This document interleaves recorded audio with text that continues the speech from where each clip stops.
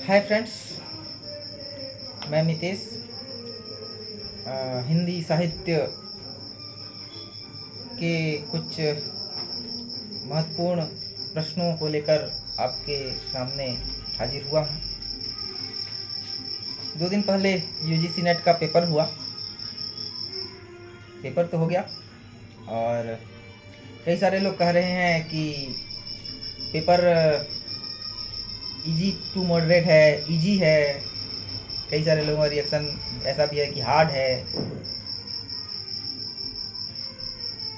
मैं हिंदी साहित्य से संबंधित जो एनटीए प्रश्न पूछ रहा है, मैं उस कुछ प्रश्नों के एग्जाम्पल्स आपको देकर ये समझाना चाह रहा हूँ कि क्या ये एलिजिबिलिटी टेस्ट है या ऐसे सवालों की प्रासंगिकता क्या है। हमें हिंदी साहित्य पढ़ते हुए ऐसे सवालों पर क्यों विचार करना चाहिए या क्यों हमें ये सवाल पढ़ने चाहिए। अभी नेट का पेपर हुआ और एक सवाल आया था। ये रश्मि रथी बुक है दिनकर जी की।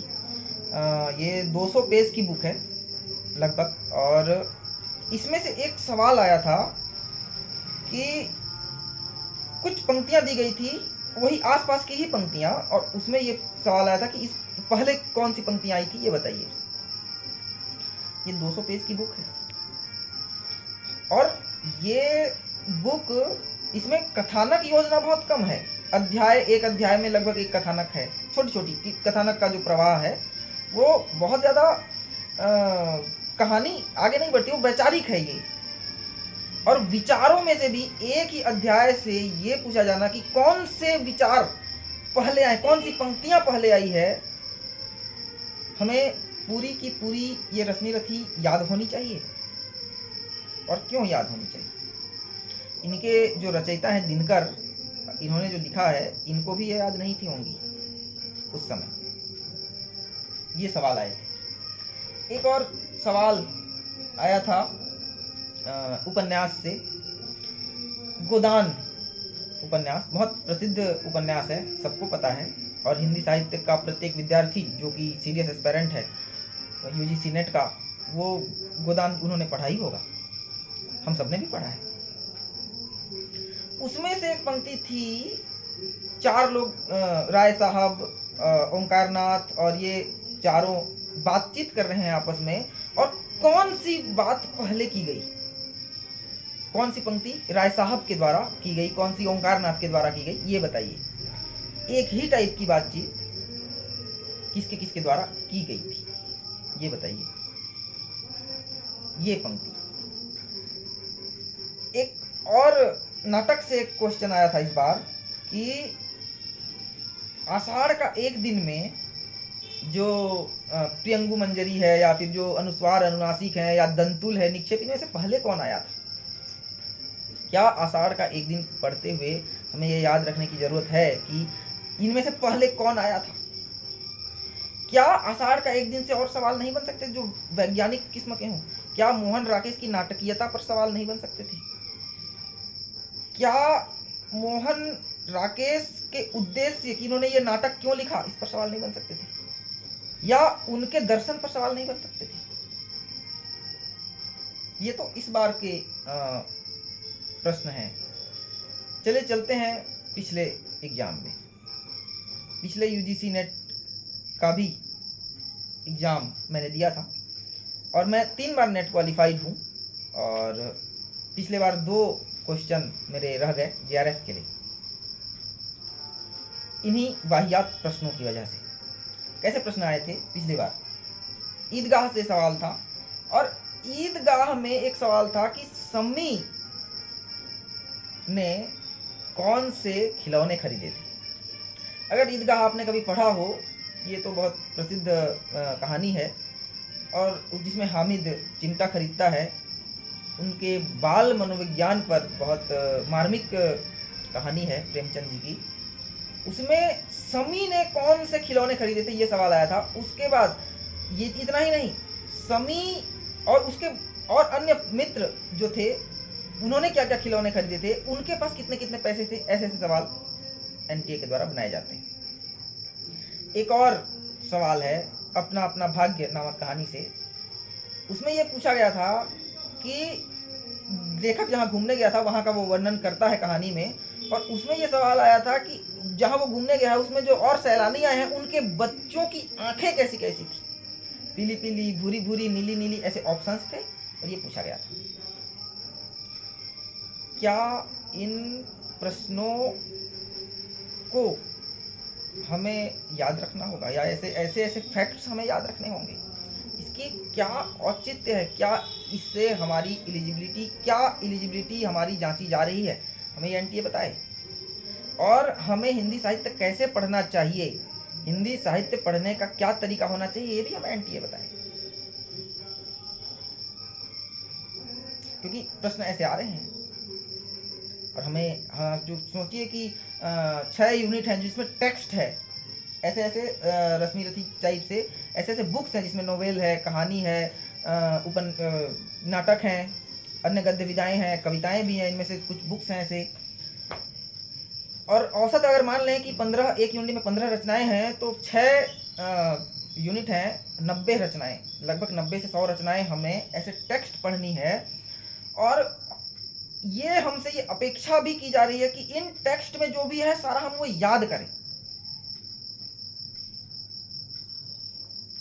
सवाल कठिन पूछने का या सरल पूछने का है ही नहीं, सवाल है कि ये सवाल पूछा क्यों जा रहा है, इससे आप क्या ऐसा जांच रहेंगे, इससे आप दिमाग की ऐसी कौन सी क्षमता का परिचय करना चाहते हैं, क्या ऐसा बता देना चाहते हैं कि हम ये सवाल पूछ लिया तो हम तुमको हम क्या बाकी लोगों से क्या छांट लेंगे, आपसे आप में क्या अलग है। ये तो एलिजिबिलिटी टेस्ट है ना, क्या एलिजिबिलिटी जांच रहे हैं आप इस ऐसे सवालों से। और क्योंकि अब ऐसे ऐसे सवालों को एनटीए एंटरटेन कर रहा है, और इसका नुकसान क्या हो रहा है कि जो कोचिंग इंडस्ट्री है, यूट्यूब के टीचर्स हैं, वे ऐसे सवालों को रटा रहे हैं अब बच्चों को कि नहीं, एक कहानी पढ़ लिए उसमें से हजारों कहानी है, हजारों फैक्ट्स हैं, वर्णन है, कहीं प्रकृति वर्णन है, कहीं कुछ का वर्णन है, कहीं किसी के रूप का वर्णन है, और उसमें वैसे सवाल बन रहे हैं तो वो रटवा भी रहे हैं, और हिंदी साहित्य वाले बच्चे रट भी रहे हैं। क्या हिंदी साहित्य पढ़ने का ये तरीका है हमारे पास? हमें हिंदी साहित्य हमें इसीलिए पढ़ना चाहिए कि हम ये फैक्ट्स रटें, या हिंदी साहित्य पढ़ने के उद्देश्य, या कोई भी साहित्य पढ़ने के उद्देश्य इससे ब्रॉड होने चाहिए, इससे महान होने चाहिए?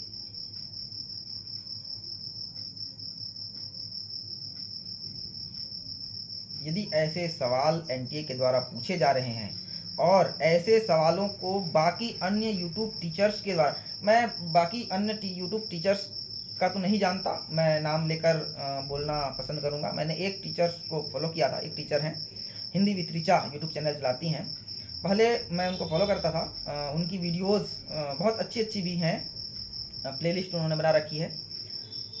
अब क्योंकि पिछले बार के एनटीए में ऐसे सवाल आ गए 2-4 वाहियात किस्म के सवाल, और अब वो मैम क्या कर रही हैं कि ऐसे ऐसे सवाल, एक एक कहानी से 50-50 फैक्ट्स ऐसे ऐसे बना करके एमसीक्यू के रूप में परोस रही हैं बच्चों को, और बच्चे उसे रट रहे हैं। आप इसके बाद ये रट करके, और मैम क्या कह रहे हैं कि क्योंकि जेआरएफ है, जेआरएफ निकालना है आपको, तो ऐसे ये सवाल तो रट रहे होंगे क्योंकि आपको जेआरएफ निकालना है। और उनकी भी गलती नहीं है, क्योंकि एनटीए ने तो ऐसे सवाल पूछ रहे हैं ना, एनटीए तो ऐसे सवाल पूछ रहा है, इंटरटेन कर रहा है उस सवालों को। इस बार के प्रश्नों में असेशन रीजन का एक भी प्रश्न नहीं आया है। असेशन रीजन के प्रश्न से आपकी सोचने की काबिलियत पता चलती है, आप कैसा सोचते हैं वो पता चलता है। एक भी सवाल नहीं आए थे ऐसे। आप क्या जांचना चाह रहे हैं? और यदि ऐसे सवालों को आप एंटरटेन कर रहे हैं, ऐसे सवाल पूछा जा रहा है, और यूट्यूब टीचर्स के द्वारा ऐसे सवाल बना करके ज़बरदस्ती बच्चों के दिमाग में फैक्ट्स का कूड़ा डाला जा रहा है, तो आई एम सॉरी टू से, but this is a cruel rape of Hindi literature. ये हिंदी साहित्य के साथ किया गया बलात्कार है जो आप कर रहे हैं।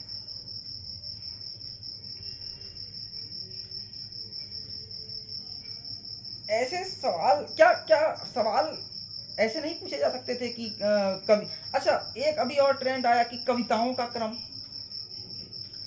उपन्यास की पंक्तियों का क्रम।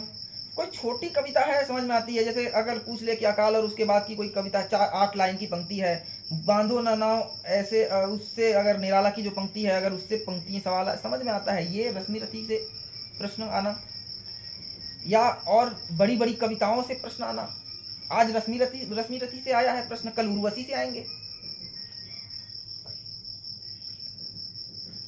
कितने सवाल को आप रटिएगा और कितने ऐसी रचनाओं को आप रटेंगे, और यदि आप रटने ही बैठ जाएंगे तब भी आप हिंदी साहित्य के साथ न्याय कर पाएंगे क्या?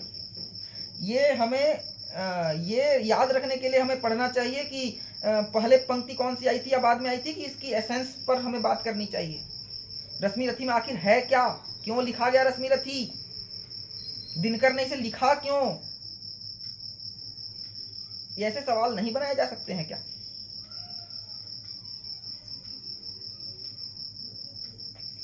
तो फ्रेंड्स, ऐसे कुछ सवाल थे मन में। पेपर तो पता नहीं कैसा बना है, क्योंकि ऐसे प्रश्न थे। और आजकल एक टर्म है कि easy to moderate, moderate to hard, और सारे YouTube teachers moderate, easy to moderate, moderate to hard. क्या है ये? सवाल ऐसे बनाइए जिसका कोई सेंस हो कि ये सवाल बना है तो मज़ा भी आए। बनना न बनना बात की बात है, पर ये पूछा जाना, और रटने से भी किसी को समस्या नहीं है। यहाँ रटा जाना चाहिए हिंदी साहित्य में, वहाँ हम रटते भी हैं। पत्र पत्रिकाओं के नाम जो कि विभिन्न साहित्यकारों के द्वारा बनाए गए, हमको पता है, सारे हमने रटा हुआ है, क्योंकि इसके सेंस हैं, ये पता होना चाहिए। सार सप्तक की सारी कवियों के नाम हमें पता है, वो रटना ही है, लेकिन भी हमें पता है। तो रटने से भी समस्या नहीं है, समस्या है ऐसे फालतू किस्म के फैक्ट्स रटने से जिसका कोई औचित्य नहीं है।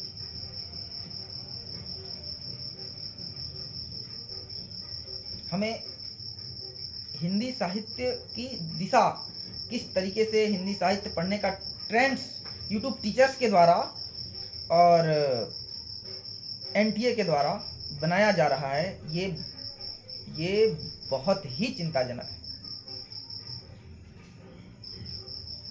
क्या ऐसे प्रश्नों का कोई सेंस है? Make any sense in this question? मुझे तो नहीं समझ में आ रहा कि इसका सेंस क्या है, ये क्यों प्रश्न ऐसे पूछे जा रहे हैं। इस बार वैचारिक पृष्ठभूमि से एक लोहिया जी से संबंधित प्रश्न पूछे थे, और उनके विचार से प्रश्न नहीं थे, उन्होंने कब क्या क्या किया, ऐसे 3-4 कथन थे। यदि कोई विद्यार्थी हिस्ट्री का नहीं है या हिस्ट्री उन्होंने पढ़ नहीं रखी है तो वो नहीं बना पाएगा वो प्रश्न।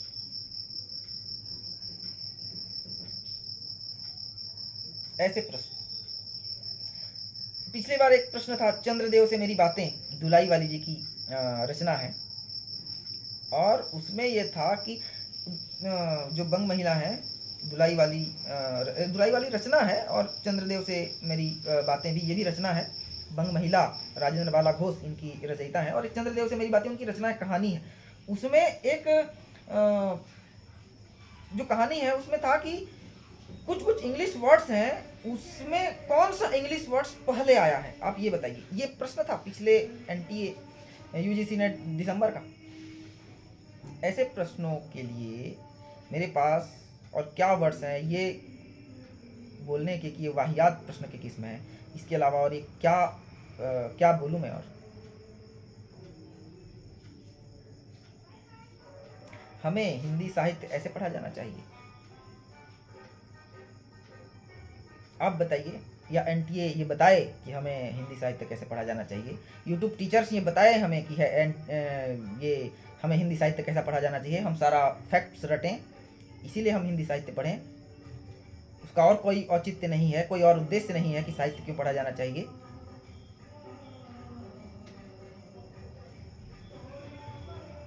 मेरे भी BHU के बहुत सारे मित्र हैं हिंदी साहित्य पढ़ने वाले, JNU के हैं, DU के हैं, मैंने खुद भी BHU से पढ़ाई की है। ये हमें इसलिए ये पढ़ना चाहिए, हम ये फालतू के फैक्ट्स रटें, और ऐसे सवालों को अगर NTA इंटरटेन कर रहा है और ऐसे सवाल ज़बरदस्ती बच्चों के ऊपर रटवाए जा रहे हैं, थोपे जा रहे हैं, इसका जिम्मेदार कौन है?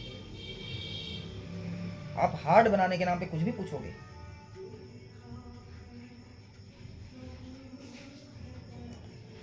तो फ्रेंड्स, यही सारी बातें हैं, और हमें ये सोचना होगा कि हिंदी साहित्य कैसे पढ़ा जाना चाहिए। उद्देश्य साहित्य पढ़ने का ये नहीं होना चाहिए कि ऐसे फालतू के फैक्ट्स रटे जाएं। कुछ हमारी चेतना का विकास हो, कुछ हमारी हमें समझ में आए, समस्याएं समझ में आए, तो कोई बात है साहित्य पढ़ने का, वरना तो क्या है। प्रश्न कठिन या सरल है ही नहीं, प्रश्न है कि जो प्रश्न आ रहे हैं वे प्रश्न क्यों आ रहे हैं। बहुत बहुत धन्यवाद।